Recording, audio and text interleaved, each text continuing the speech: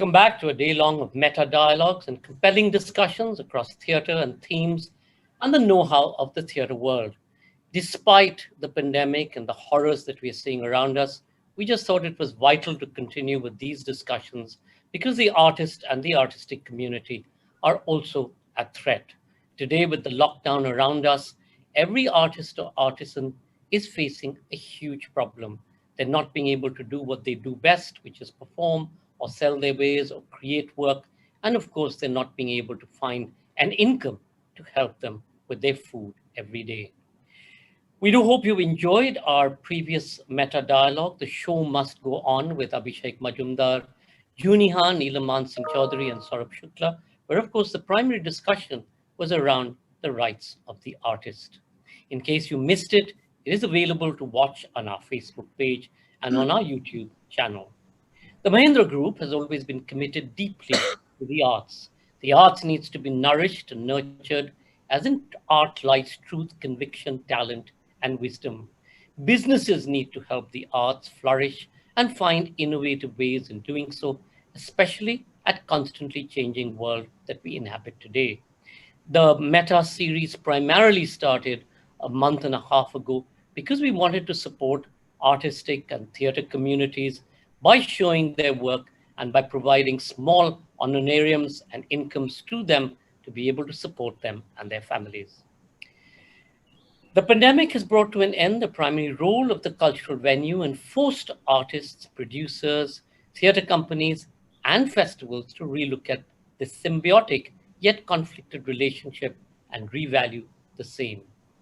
In today's dialogue, Strategies for Cultural Venues, Arundhati Nag, Bruce Guthrie, Tim Brinkman, moderated by Lillete Dubey, come together to talk about what is the role of the cultural venue.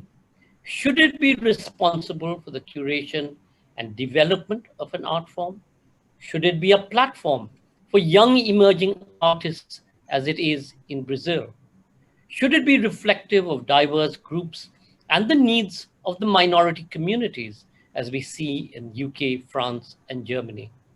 Or should it be the high priest of cultural dispensation as it is in the United States of America?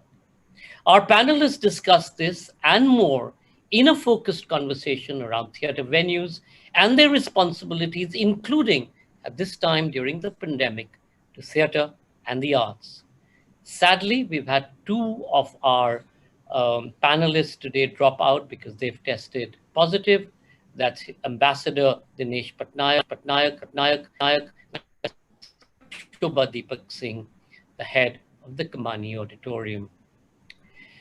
Joining us today is Arundhati Nag, a theatre and film actress. She's involved in multilingual theatre in India for close to 45 years and began her journey in the India's People Theatre Association, IPTA, Mumbai.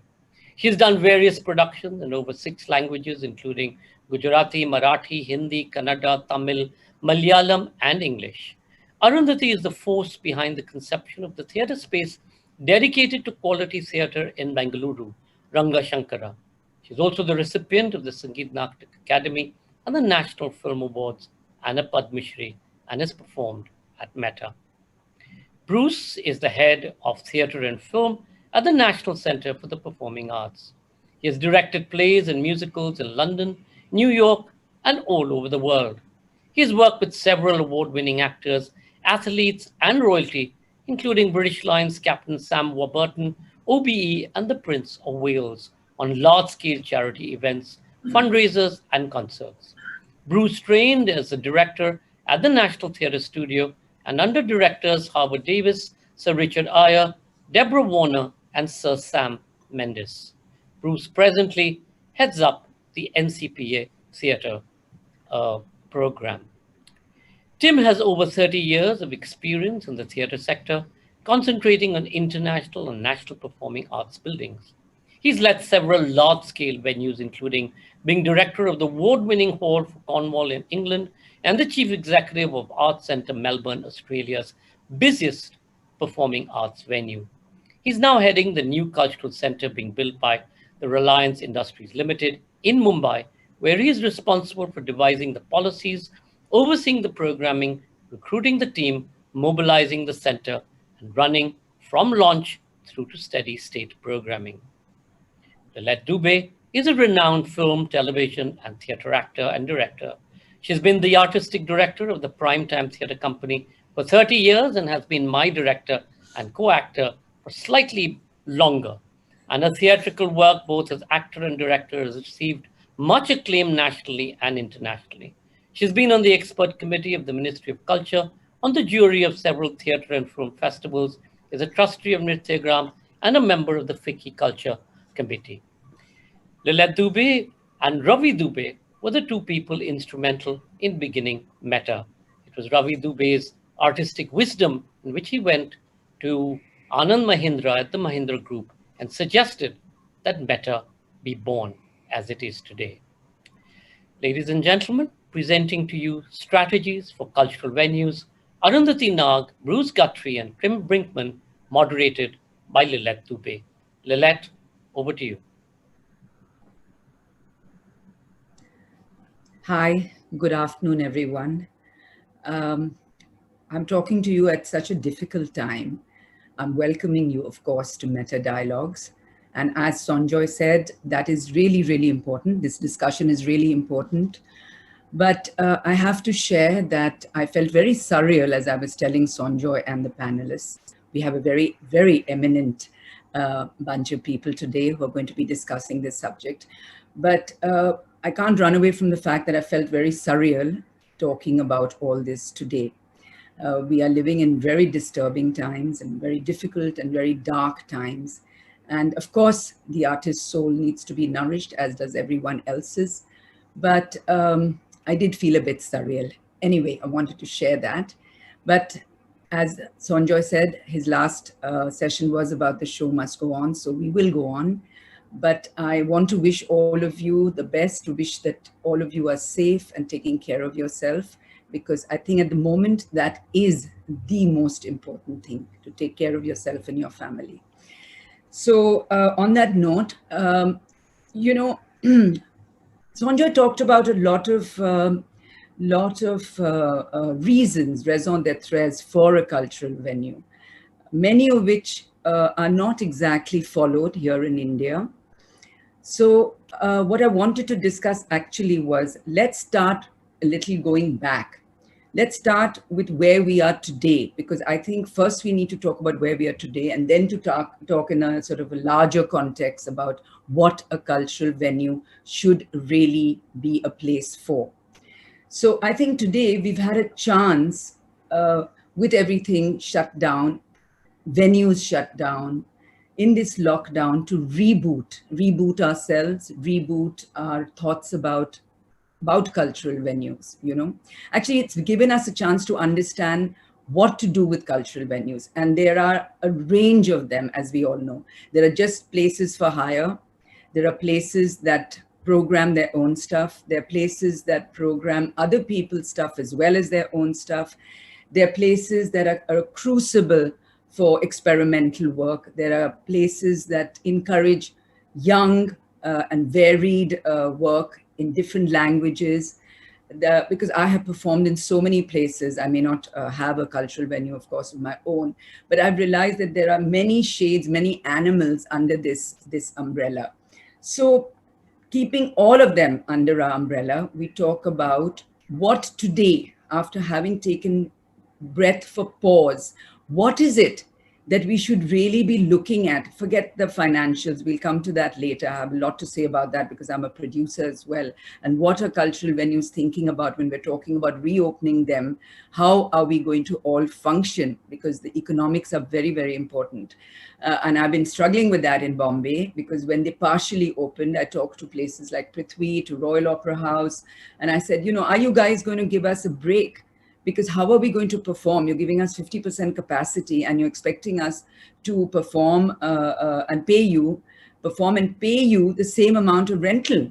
How will that possibly work? So we will discuss this later. I want to come to this because it's a very practical problem when we get back to getting back on stage. But right now, what I wanted to ask the panelists was, now that we have stopped, we have to discuss how, when we start, are we going to start again? whenever that may be. It may be a while. And in the interim to our starting, what are we thinking of doing with cultural venues? When we start again, are we going to rethink the way we're going to use these venues? Are we going to provide any kind of support to people who come to perform? So broadly, these are the three things that I wanted to discuss. All of you must have rethought about your venues and how you're going to function when we open again. And in the interim, what is your plan? So I'll start with you, Aru. Aru, I will never forget, Arundhati Nag, how you took me one day, one whole, I think almost a whole day. I'll never forget how excited, how enthusiastic, how passionate you were about showing me the shell of Rang Shankara in Bangalore, and what blood, sweat, and tears, and how much pallu, as your friend Pratima used to say, kitna pallu phailaya to collect money to build it. So I know what a special place that is for you. You know, it wasn't just a venue. It was a dream of a decade that you put into effect finally. So I know what it's been, but you can give us a little quick brief overview of what your dream was when you set it up. Now at this juncture, when we are looking at things anew, what are the plans for it hereafter? What would you like it to be now in the future? And what in the interim till something happens are your plans to maybe do something with that space? Yeah. That's a lot. Yes, that's a lot. But I think the past is behind us, in the sense, like every theatre person, I dreamt of a theatre space and was one of those few whose dreams was completed after, of course, begging around everywhere. But very few people have their dreams fructified. So I've been one of those fortunate people who have lived the dream for this last 17 years now. Ranga Shankara is 17 years old. And I have been able to actually see it come of age and learn a lot, because I'm not a trained actor, nor am I a trained administrator. So I remember Girish Karnad saying that when you started administering Ranga Shankara, we lost a good actor and we got a bad administrator. Can just imagine him saying that, actually. You can, because Girish will demolish you first of all and then have a conversation. And yet he was so very fond of you. I'm very aware of that as well. He was very proud of what we all achieved finally. Because he did, somewhere along the way, because the project was incubating for so long, many people lost faith or lost hope. And Girish was one of them, which was not good for us. But in hindsight, maybe even your mentor challenging you by not believing you makes you even more convinced that I have to do it. And anyway, you've gone ahead. There's no going back. There was no going back. I had begun the construction of the place, and everyone could have gone against it, but I would have had to do it. So I think this project has brought out a lot of things that would otherwise I wouldn't have realized about myself, about theatre, about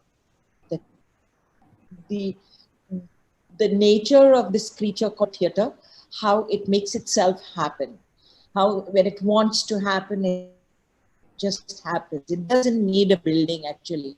Many people said to me in Bangalore, and you can just take one of the theatres that are defunct and run it like a good theatre. But in our country, I don't think that works, because I think I have... Is my connection? You're there. You went off a bit, but you're there. Yeah, okay. Yeah. So in India, it is very difficult to take a building that belongs to the government and run it as a theatre for a long term, because you don't know who the next government is going to be, what their artistic policy is going to be. Those are the kind of issues which made me decide that we needed a space of our own where we would not get thrown out of, and we could actually frame the policies of the space with a certain amount of integrity and independence. We've managed that for 17 years, and now comes this pandemic. But Rangashankara is a typical project which is very, very affordable. It is run by a trust which is a not-for-profit trust. So I think we were very well advised in the beginning itself. When we opened 17 years ago, we were charging 2,500 rupees as the rentals for the place. And even today we charge 2,000. I remember I have performed there for that much. Yeah. We still charge only 2,500. But we allow our audience to charge more. So we know, I mean, it's not like we are living in a myopic world without a reality check. But having worked predominantly in the amateur theatre movement in India, I began with IPTA. And that's the Indian People's Theatre Association. And I worked also in Gujarati and Hindi, and then now Kannada amateur theatre. By amateur, I mean it is... people don't earn their livelihoods out of it. A lot of the people who engage in this kind of theatre year after year are not trained predominantly, and you can call it what is hobby theatre. So for this kind of theatre, we did not need an auditorium that charges through the roof. What was required was the possibility of playing more often, the possibility of playing again and again and improving your craft, improving your art. You kind of took Prithvi as your model to some extent. Completely. Prithvi was the inspiration. And also having worked within the amateur theatre community, one knew, I mean, when we were working in IPTA and you had people like A.K. Hangal or Manmohan Krishan, those days they were famous because they used to do small character roles in movies. But when we did sold out shows, everybody got 10 rupees. And the value of those 10 rupees was, whoa, all of us were showing off our 10 rupees. And those days, 10 rupees bought you a meal, you know, if not a little more. But that was my training ground. Money was not the calling card. Money was not the yardstick. And it was really theatre. It was meeting. It was exchanging ideas.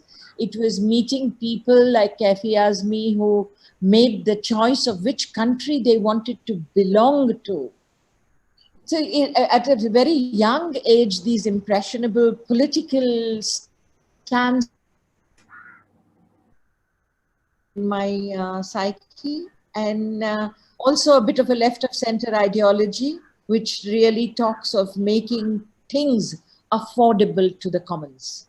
Everything needs to be. Of course, you were working with, as you said, actors who were doing this as a hobby and for a passion and all that. But I'm saying let's just come down, distill it to what was the in a line. What was the raison d'être for that particular, for Rangashankara? For Rangashankara, it is its reality is that it is in Bangalore, and Karnataka has an extremely rich language, Kannada language theatre. We have many, many Gyanpith awardees from this language. Yes. And of course, Girish Karnad and Chandrasekhar Kambar and Sri Ranga, great Indian playwrights. A very, very vibrant amateur theatre movement was already there in Karnataka before I came here. So it's not as though we gave birth to it. We only made this affordable, well-equipped space available to them. Already vibrant community. And what we achieved with Rangashankara was not limiting it only to the Kannada language, but because I have also worked in English and Hindi and Marathi theatre, we just opened it out and brought other languages also in. I think this is a phenomenon in India where you have language theatre happening in one particular geographical locality of a city, like Shivaji Mandir, Dadar. You will not have a Gujarati play happening there. You have Bhaidas in Juhu, and you might have more Gujarati theatre happening there, Tejpal, Hindi. But that was true of Bangalore too. Ravindra Kalakshetra had only Kannada plays. So you made it a multi-language sort of center. So that was one of the sort of main, I think. And that then became also a crucible for the audience to mingle. Yes. Kannada-speaking people know English, The Yes. English-speaking people do not know Kannada. But these two began to talk to one another, began to look at one another's theatre. Correct. And I think that was one of the achievements of Rangashankara. When we began, we had hardly 50 theatre groups in Bangalore. Today, we have 200 theatre groups because of the... You think that the space has also sort of spawned groups? Yes. Because of its affordability factor. I really think that is the single reason. Because Rangashankara also has decided that it will only showcase theatre. So it comes from the belief that if you go to a lawyer, you do not get medical advice. So we decided that Rangashankara will actually give you theatre. Okay, a quick question. Do you offer rehearsal spaces also? Are there other things in the venue that you No, offer? we don't have space for that. We don't have enough space. Okay. But So we now, have a cafe, to we come have a to shop. our sort of discussion in hand right now. So in this period when there was a lockdown, Aru, for this more than a year now, we're almost 14 months into the lockdown. What out of the box things have you managed to think of to keep the place going? Because you must have had staff, you must have had... So one, I wanted a quick answer on that. And then I wanted a quick answer on post the pandemic, post this lockdown. Are there any changes, anything you're thinking of instituting to, like I said, reboot after the pandemic? And then I'm going to ask everyone sort of the same question, and then we can sort of discuss with each other. Yeah. So we went through shock. First of all, how can the theatre close? Of course, we're not going to allow it to close and things like that. Yeah. But we quickly realized that we are an institution and we cannot behave like an individual group. Yeah. I cannot wear just my actor's hat. I'm responsible for this whole community, which has grown in the last 17 years. And that demand on ourselves actually made us think forward.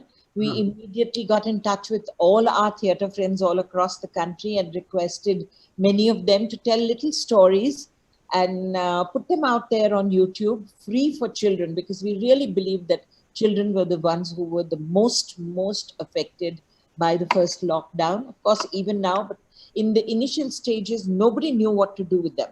Yeah.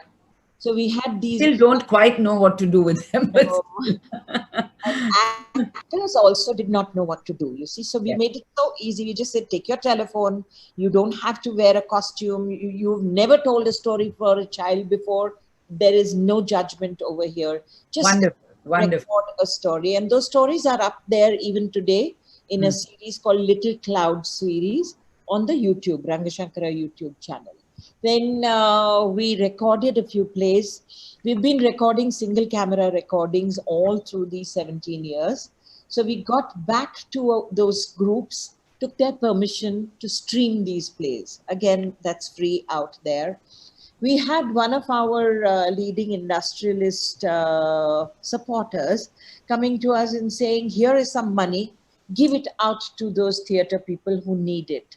Wonderful. You know, unconditional, 10 lakhs of money just came to us. And then, of course, the responsibility of distributing it wisely is even more because it's not your money. Yes. So we distributed it among 5 institutions in small cachets of 50,000 rupees.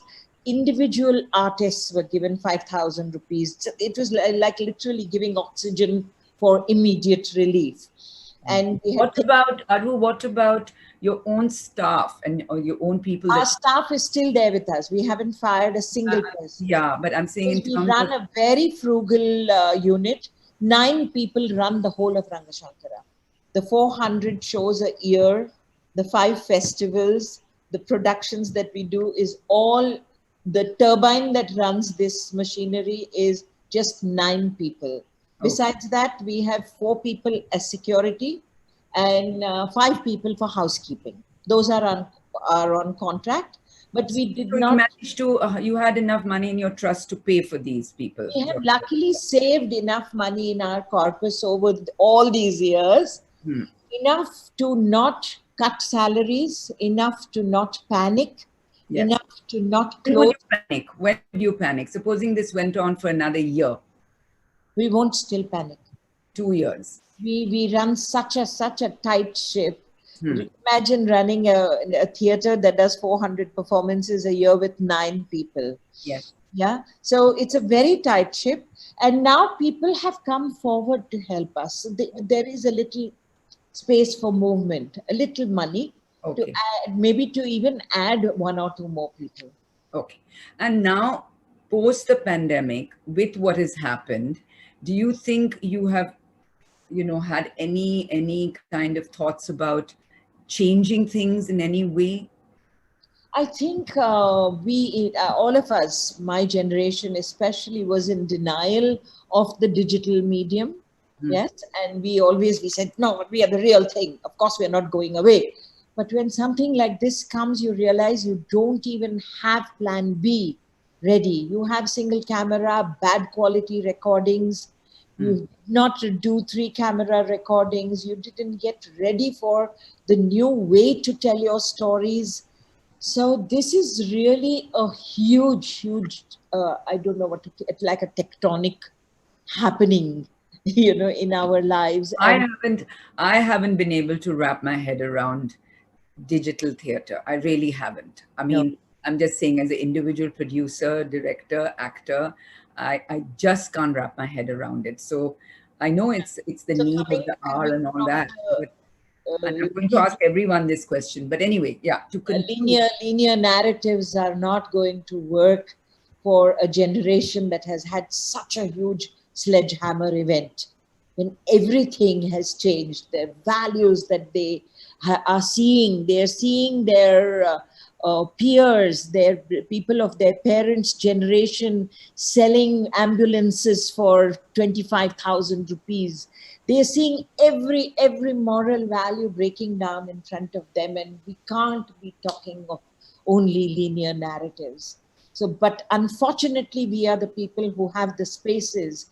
Unfortunately, we are the generation that are heading these institutions. So I think we really need some huge churning to happen, and be prepared.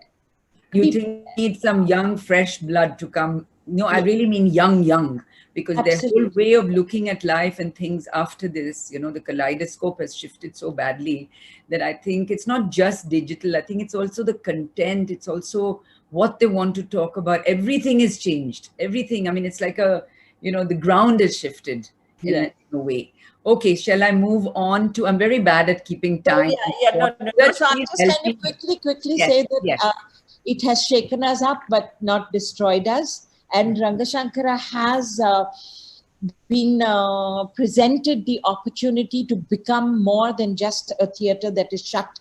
So in the last wave itself, we opened our doors to Corona warriors to pack food grains and distribute sanitary napkins.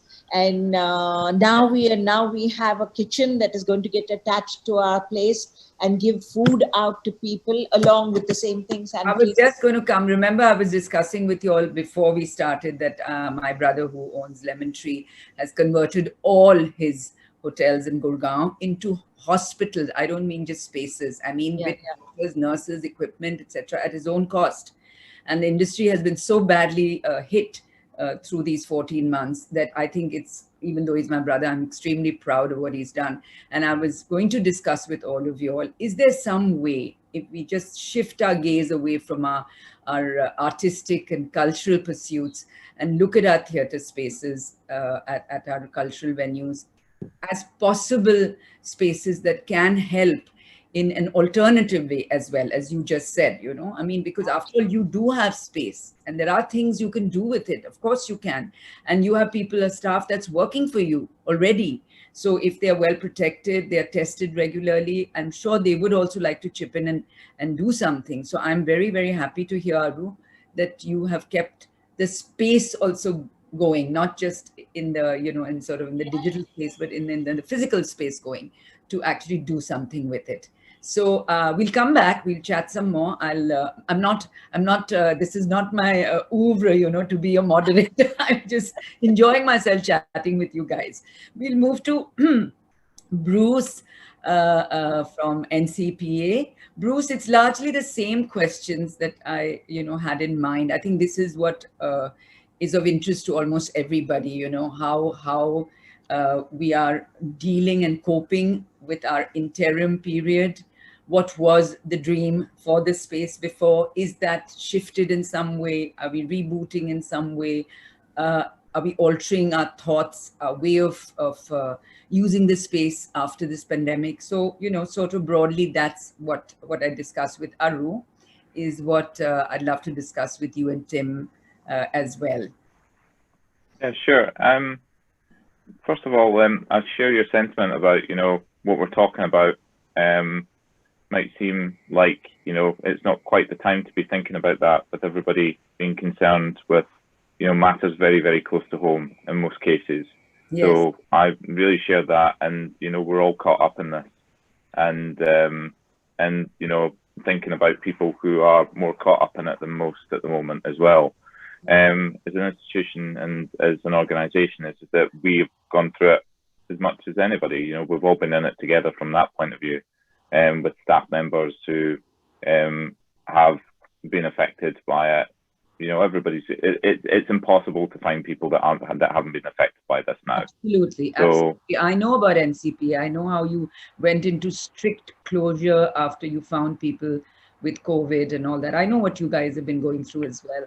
It's been very difficult. Yeah. So it's but at the same time, it's you know, it's been an amazing kind of like support network, and I think that actually, you know, within the theatre community and the arts community is a wider thing, because we're a multi-genre venue. So we've got Indian music and Western classical music and dance and photography and everything like that all going on all the time at the NCPA. Yes. So there's been a huge kind of support network there. And one of the things that's kind of come out of this has been the Theatre Radar, which has been people within the theatre community coming together once a month. And we've done 11 of them. So we've been going for almost a year now. And I think I've attended 10 of them. I think I've missed one.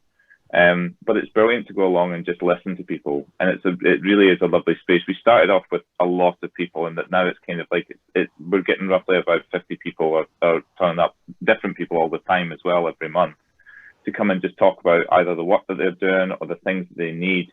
It's a lovely space for artists to be able to come. It's not a minuted meeting or anything like that, but that people can just talk. And it's open for everybody. And we actually have one coming up on Monday. And I'll share the details with the Meta team in case anybody wants to join. It is open for everybody, but most of the time I'll go along and I'll just listen to what's going on. So what's going on in different parts of the country? What are people doing? What do people need? And a lot of the time, discussions will kind of branch off from that to be more meaningful discussions about planning for the future.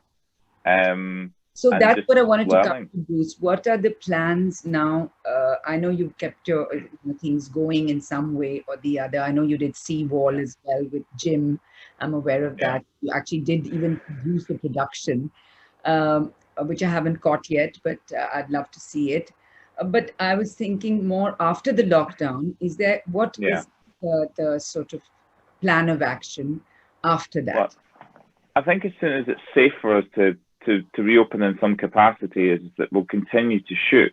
I mean, we want to shoot plays that are not just in English, but that in regional languages as well. So we want Marathi, Gujarati, and Hindi plays that we can shoot, because as Arundhati said there, is that building a kind of like a proper digital catalogue so that you can share, it opens up an entirely new audience. You know, you go from not just having, you know, your audience in South Mumbai, but that you can open it up to a national and then hopefully an international audience as well. Of course. So being able to, that's what the national has been doing, the Metropolitan, the Bolshoi, everybody. I mean, they've suddenly, I believe I heard them survived because they went digital. I mean, they were really in very bad financial straits. And then the minute they went digital, they got a whole new audience. So that is true. It's true. That's true, but it's also true that the reason for doing that isn't always just immediately kind of like the finance that you make from being on a digital platform, because it raises awareness and it takes, you know, your kind of like the name of your theatre or the name of your production out there. It acts as a wonderful calling card. So then you get people calling up and asking, how do I support this? And that worked very well for the National Theatre in the UK. particularly in America for them. So for us, is that being able to have a kind of like a national centre for the performing arts calling card of high quality, well captured art across all of our genres is a really important thing going forward.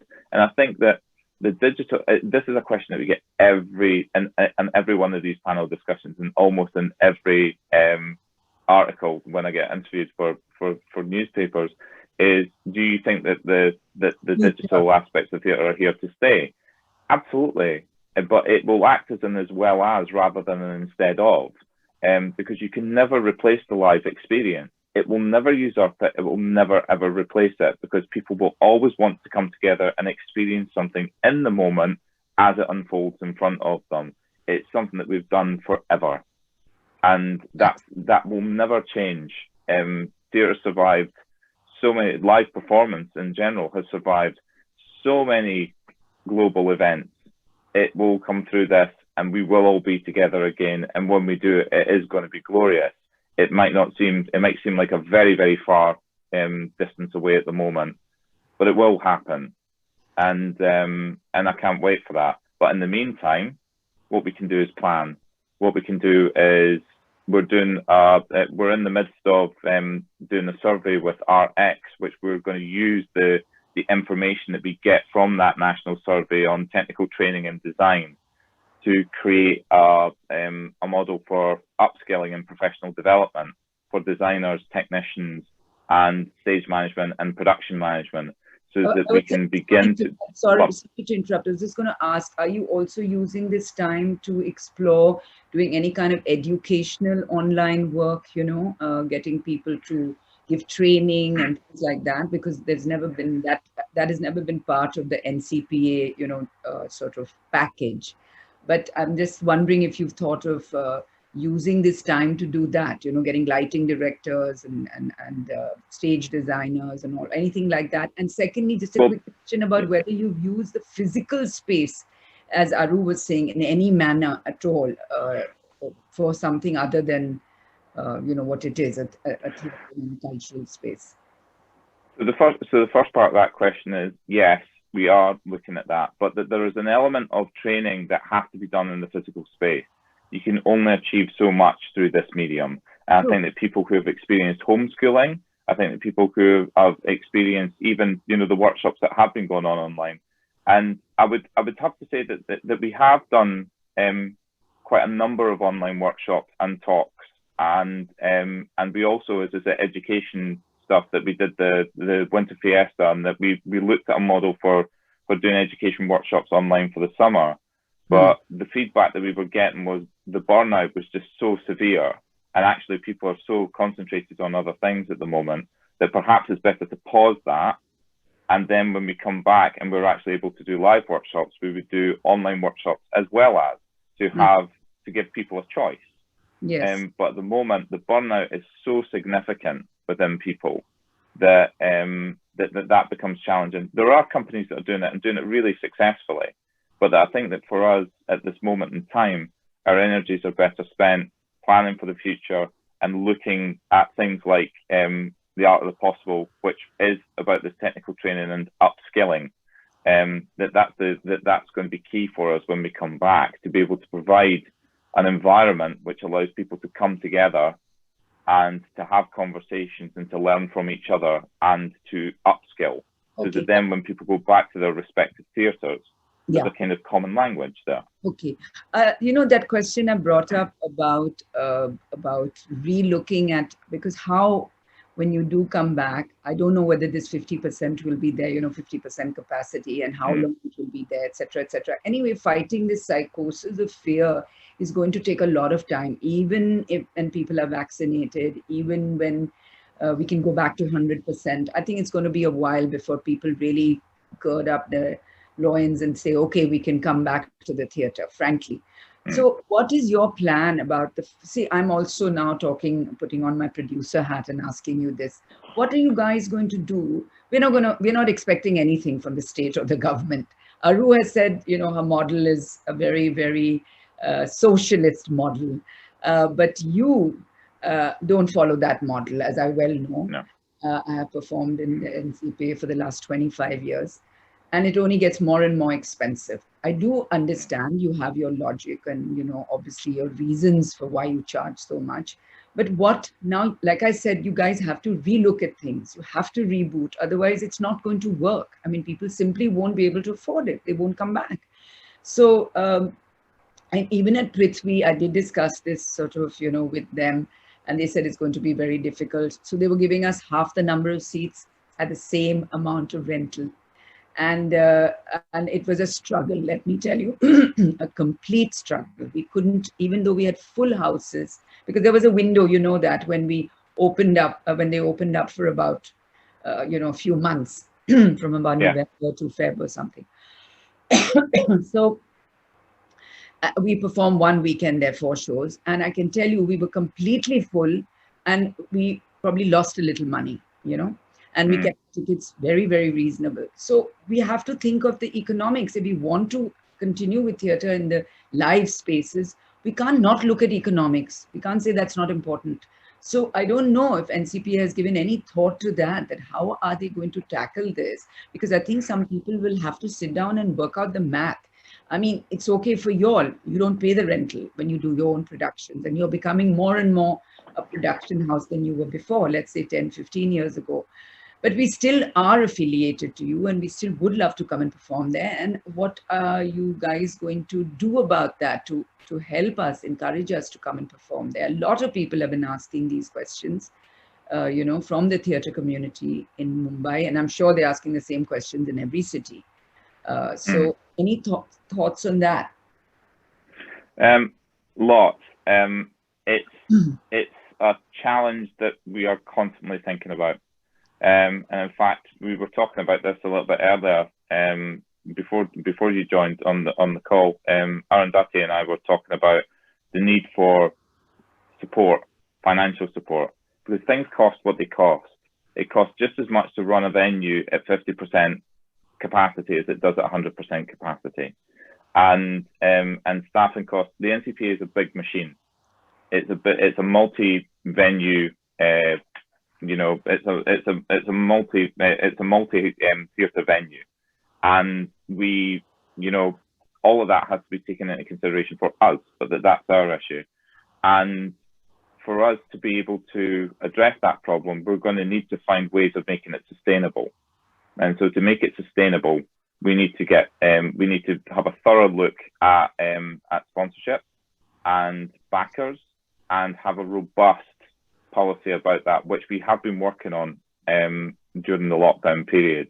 We're not ready to share policy yet, but we are aware of the issues, and we're aware that in order for the theatre, you know, community, the theatre ecosystem to survive, there are key companies that need to stay afloat, because they pay people, because they employ people as well, not just because of the work that they create, which is terrific, but because of the effect that they have on the wider community. And so priority, you know, for us, in my view, has got to be with them, and about making it as easy as possible for those companies to come back. We have to do that. We have to as a kind of like, not just the NCPA, but that I think all theatres need to be really thinking about that, because if we don't have shows to put on, you know, what's the point? Say something, Aru? Aru, did you want to say something? Sorry to butt in, but sorry, Tim. I'm so sorry, Tim. If you have any thoughts at any point, please. You know, it is a discussion.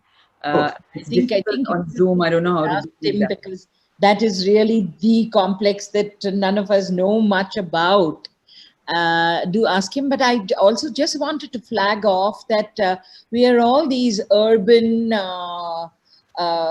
A-city people in a discussion talking about India and theatre venues, and I really feel that in my learning from the Rangashankara experience, where very little can achieve a lot if you keep it lean and mean and nice, that the module of Rangashankara is replicable in B and C towns.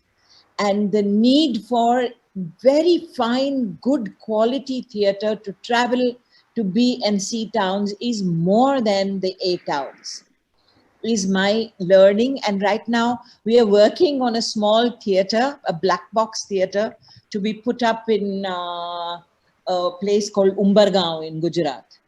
And inshallah, it will have a black box theatre in 2 years, and you can send all your plays. So it's a matter of developing the audience and also local practices. Yeah, you know, we have been indigenous performance practice methods, and the RADA method is not the only method of acting.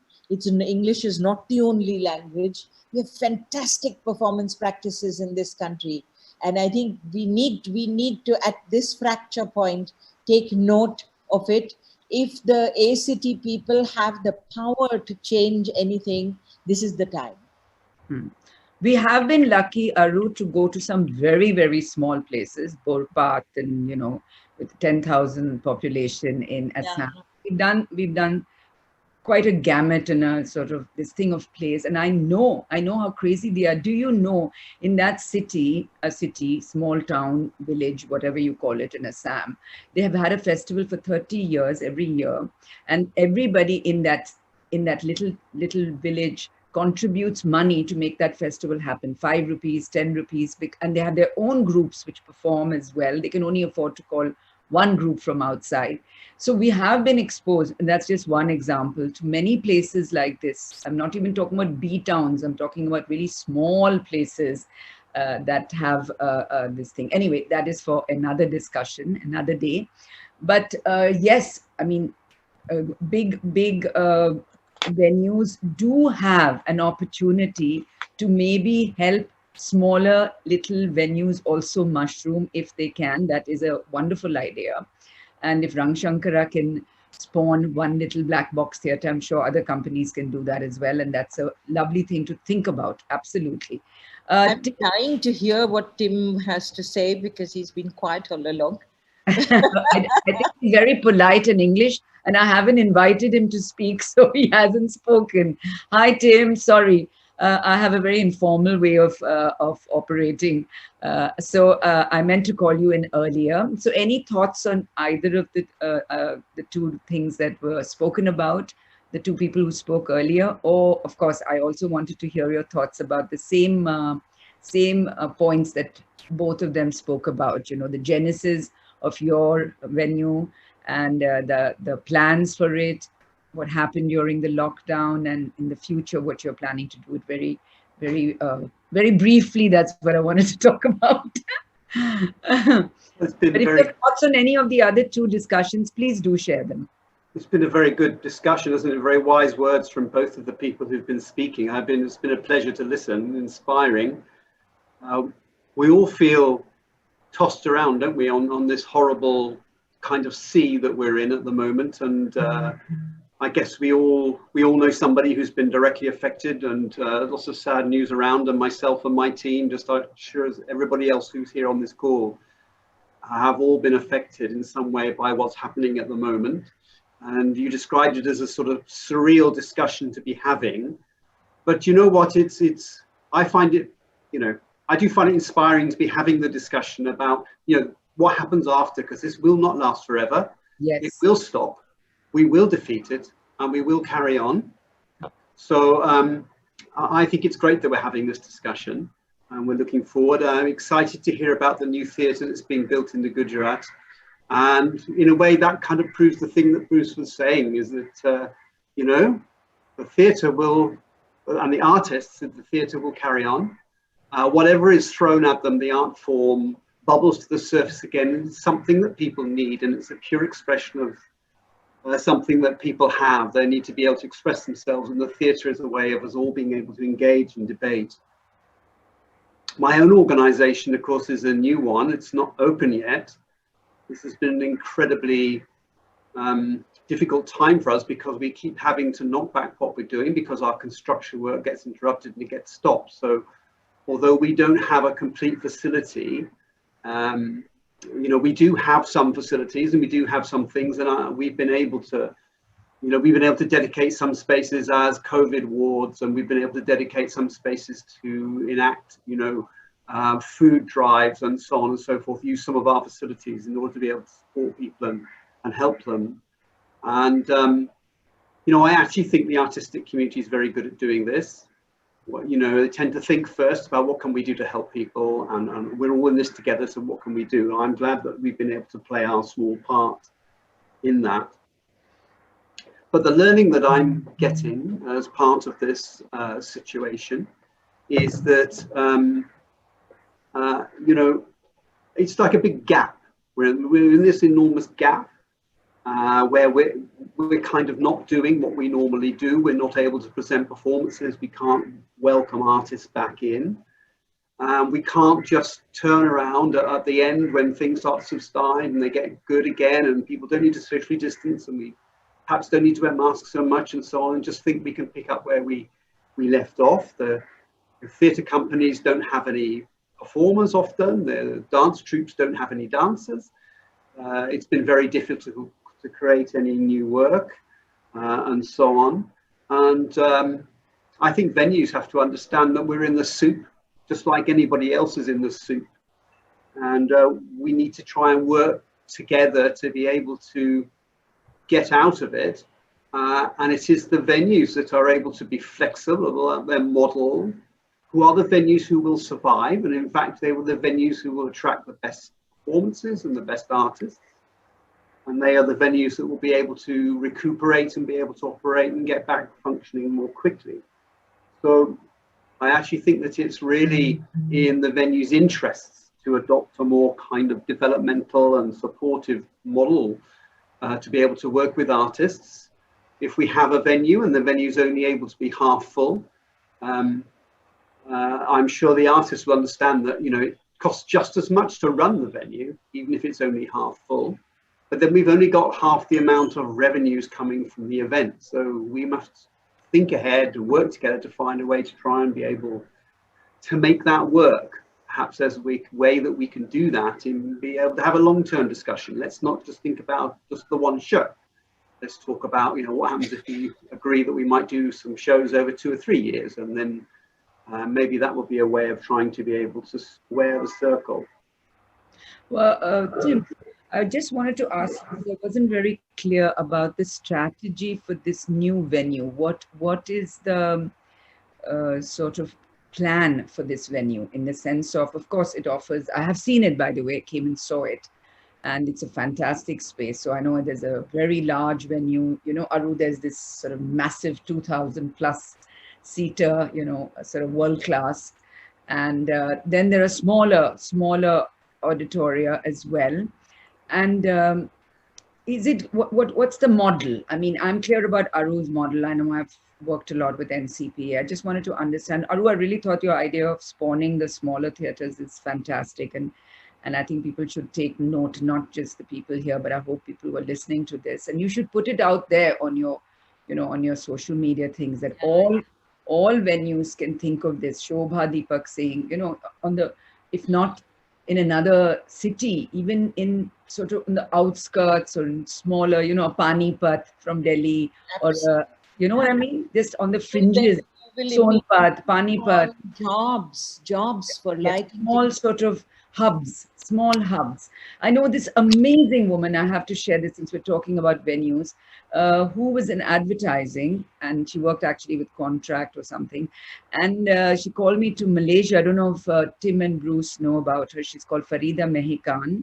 And she used all her Provident Fund many a moon ago to set up the first black box theater in Kuala Lumpur. Wow. You know, shopping mall.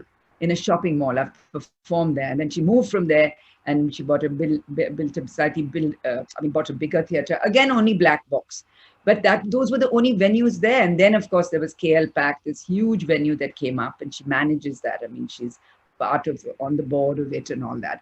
But it was a singular one person who started a small theater in Kuala Lumpur. So that's how much you can do. As I know, you're being very modest. I know how much you struggled and how determined you were to set up Rang Shankara. So I love that thought. I just thought you must put it out somewhere that we should be able to do this. Sorry, Tim, to come back to you. I was just asking you that what is the model that y'all will you be curating only your own stuff? I did have some discussions with some people there, but I don't know the broad sort of strategy for the venue.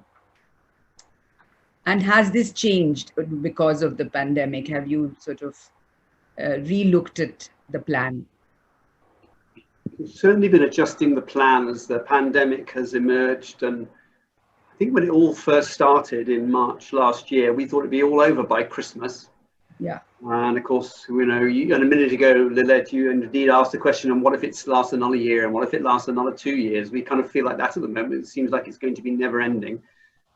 It's not going to be never ending, but we do need to be responsive to the way that audiences are going to react and the way that audiences are going to behave, and also the producing capacity of partners.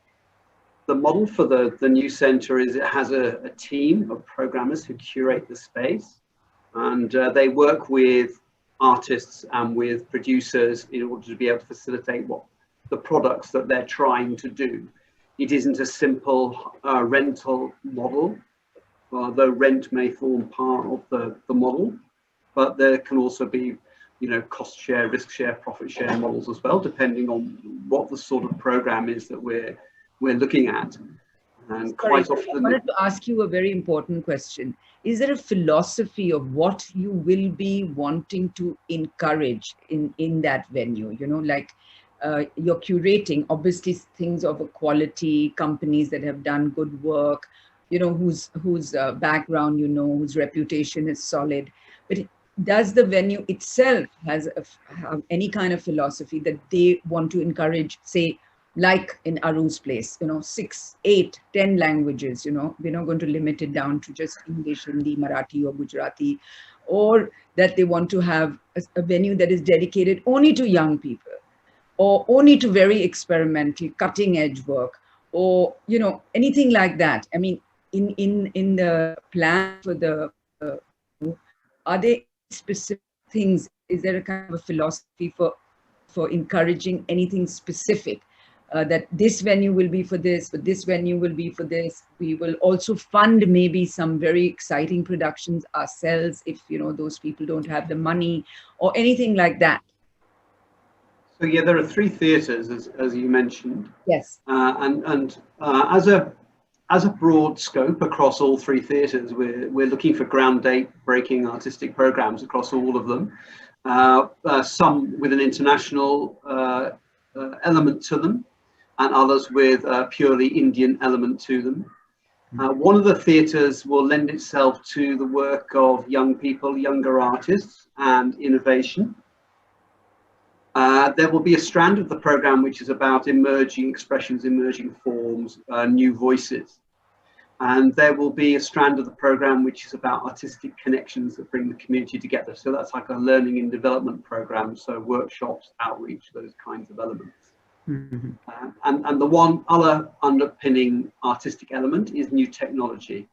So we're looking to find ways of programming so that we consider the digital aspects of all the things that we're doing.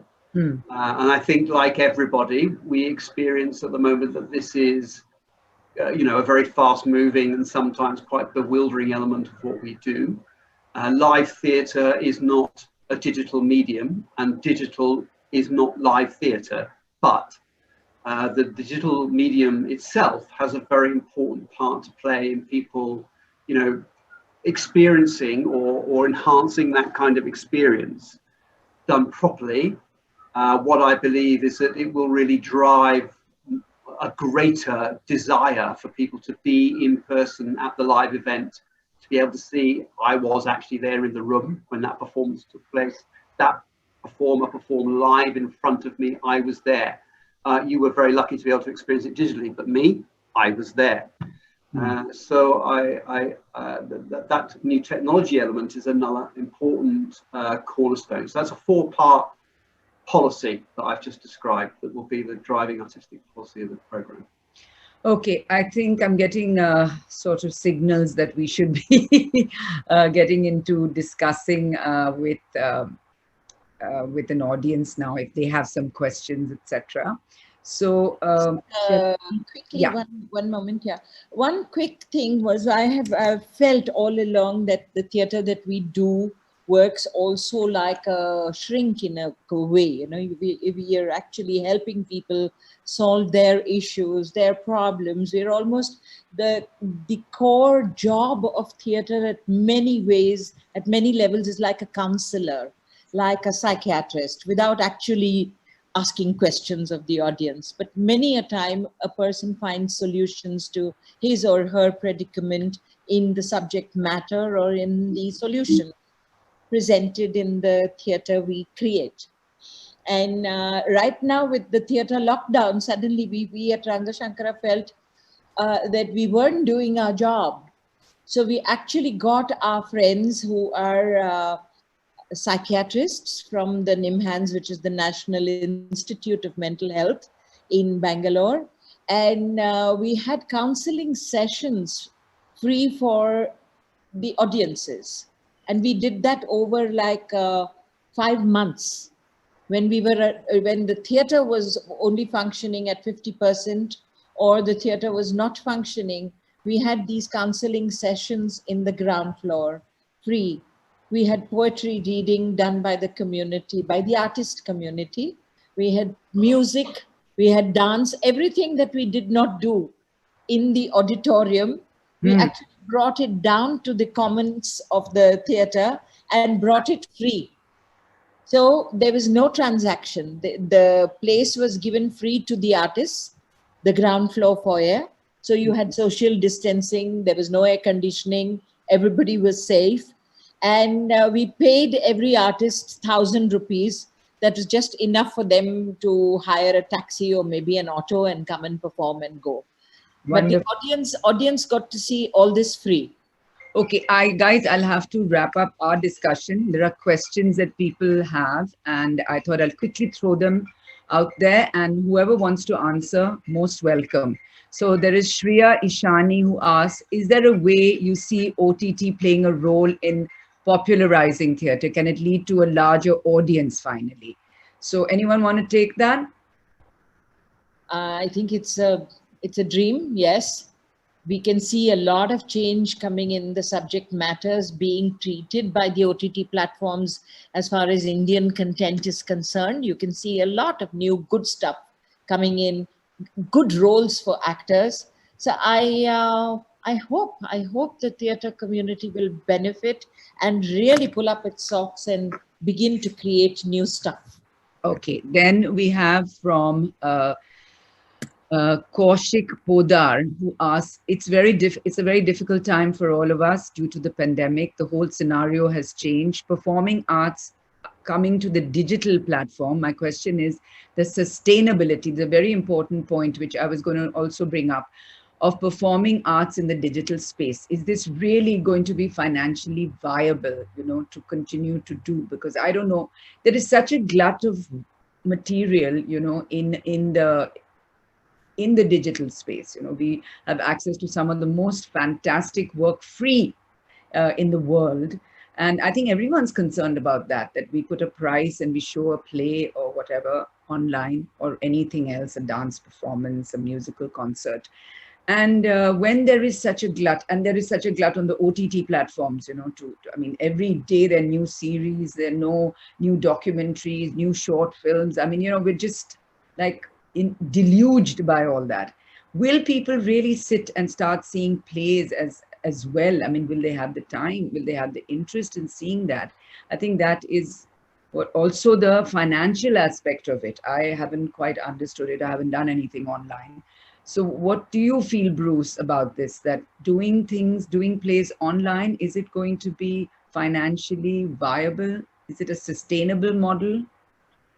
I think as I said earlier when I was talking about it, is that you've got to assess what your objective is with it, because it acts as a wonderful calling card to the type of work that you do across the world if it's used. I think everybody's still figuring that out. Yeah. Even companies that have been doing this for decades, like the Metropolitan Opera, You know, they started in the 1970s by broadcasting on local television and then have shifted to online. You know, it's going to take time for everybody, for it all to settle, because as you said, there's been a glut of things being put out for free, which understandably so, from companies who want to keep relationships with their audiences. But I think it will settle down. I think it will find its point. And I think it's more than just about box office with digital. I think there will be value in other places. Okay, thank you. Aaron Fernandez, this is a question for all. Have any of you all thought of working with other venues, festivals across India to create a sort of network to help productions tour or add one performance? Not very clear. It can't be something that we can look at right now, physically not possible, but I don't know, in a sort of a later context, it's a question that is thrown out there, that do venues coordinate with each other, festivals coordinate with each other to make things happen pan-India more easily for groups to tour? I think that's what he's asking.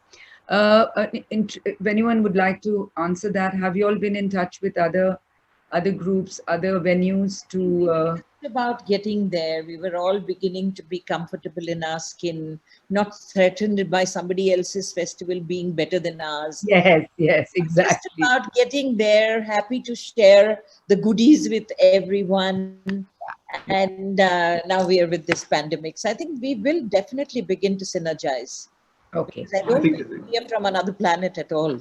Tim, for you, there was a sort of a question that, you know, since this venue is owned by a big industrial house, will there be any kind of restraint or any kind of control that is exercised by them on the material that is going to be shown? We all know what happened recently with the Tendulkar play. I'm sure everybody's aware of that, what happened in Bhopal. I don't know if Bruce and Tim are aware of it. Tim, are you aware of it? That there was a Vijay Tendulkar play. Vijay Tendulkar is one of our sort of demigods of theatre, supremely talented playwright. And his plays have been performed for decades. And there was a version of it that was being performed in Bhopal, which was clamped down. That festival then just, you know, sort of was cancelled. So is there going to be any creative and artistic control on the material that will be showcased at the venue that you will be heading? So this art center is a Reliance business, and it's part of the Reliance family of businesses, and it will be accountable to the board of Reliance in the same way that any other element of the business is. So I don't know if that directly answers your question. You know, I've described to you the agreed artistic policy of the venue, and that is to do new works and to commission new works and to facilitate different language theatres and so on in India, as well as international touring production. So it's a very wide-ranging brief that the centre has got, but it will be a Reliance business. No, but what I meant was, if there is a play that they feel might be provocative in its material and maybe even in its political implications be quite out there, you know, sort of not highly sort of admiring of the government that's there. You see, a creative space like Rang Shankara is not ruled by all that. Because it's not owned by the state or by, you know, it's a trust. It's an independent trust. It's like Prithvi, unless somebody from the government comes down and puts a clamp, and, you know, it has happened at Prithvi, Aru, I don't know if you know, with certain plays, and they have fought it, and they've said that why not? This is a creative platform. Nobody has any business to come here and tell us what we can and cannot talk about. So there's a concern. I mean, I was just wondering whether when the money has been put in, as you said, it's a business and it's been put in by the Reliance Group, would there also be controls exercised by them creatively? So I'm aware that there are ways that the authorities have in order to, you know, as you can say, they can move into an even independent organization like Prithvi and influence things. And, you know, we would like to avoid that, I guess. But I guess that could happen. We could find ourselves in that kind of situation where we had a delicate play, or a play that was had a strong. But it's not going to be imposed by you, rather. It'll be something that if it happens, that'll happen on its own, is what you're saying. It would come externally, yeah. It would come externally. All right, thank you. I think, guys, quality of good art has always been the power to speak up. And we have had industries that have backed the arts. The Birlas built theatres, the Tatas built theatres, and now the Reliance are building theatres. But I think the Tatas and Birlas, by and large, recognized that they were they were part of the philanthropic wings. Yes, and Aru, they did not interfere at all in what was being showcased in these theatres. They were quite distinct and separate from that. So once they funded it, it was given over to the organizations that ran it. And then the creative control was not exercised by them at all. Okay, I'm so sorry, guys, but we'll have to wind up. There's one last question. I don't know. Agree about the crucial time for all of us. Maybe this is also a great opportunity to learn the hidden face of the theatre as we were living in the dark face of the moon for the first time. What we're learning from this experience is crucial in order to apply these learnings once we return to face-to-face theatre experiences again. Thank you for that. I don't think I have time for any more questions. Thank you, Tim. Thank you, Bruce. Thank you, Aru, for this wonderful discussion. I'm going to hand it over to Sonjoy, who's going to wrap things up. Stay safe, please, all of you. And inshallah, we'll meet soon physically. Thank you so much, Lillete, Dubey, Arundhati Nag, Tim Brinkman, Bruce Guthrie. That fabulous conversation on venues. What is the strategies? And I think, you know, the very specific thoughts and ideas that especially Arundhati has shared in terms of how a small theatre can create a movement. Looking forward to NCPA's new policy, and with Bruce now in the saddle of really making that difference to local theatre companies and supporting them. And of course, once the spectacular biggest art center, I think, east of Suez, even more magnificent than the Sydney Opera House, opens, which is the Reliance Center. We hope that too contributes to the infrastructure that we know is vital to the development. Singapore in the late 1990s decided that this was their strategy to turn their city around and make it attractive and make it competitive with Dubai and with Hong Kong as a place to live. They invested 1.3 billion Singapore dollars into creating arts infrastructure. Esplanade, by the way, they reformatted Victoria Theatre and so many others. And it really created an immense opportunity to grow both local companies as well as bring in work from outside, and therefore improve the kind of work and the professionalism that you saw.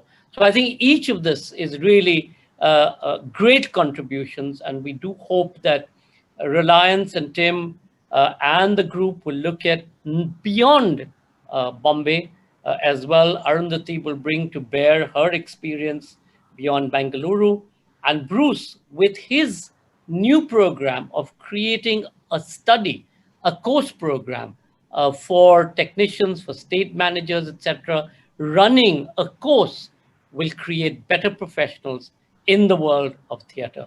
Lillete, Dubey, thank you so much, and thank you all for watching and bring such a great audience. I'd like to thank Mahindra for their ongoing support for the arts, especially in these times. In these times when everybody's bottom lines are at stress, to continue to have a group that believes and supports the arts is something. So to Anand Mahindra, Jay Shah, and the Mahindra Group, a big thank you from everybody in the theatre world. These meta dialogues will continue to play on, and you can view them on our Facebook page and our YouTube channel. And our upcoming program is going to be a dialogue on translations for theatre with Jayashree Joshi, Mahesh Dattani, Maya Pandit, Naveen Kishore, and Shubhendra Sarkar in a session moderated by Deepak Punjani at 4 p.m. Stay safe, stay double masked. Most importantly, continue to produce and enjoy theatre. Thank you.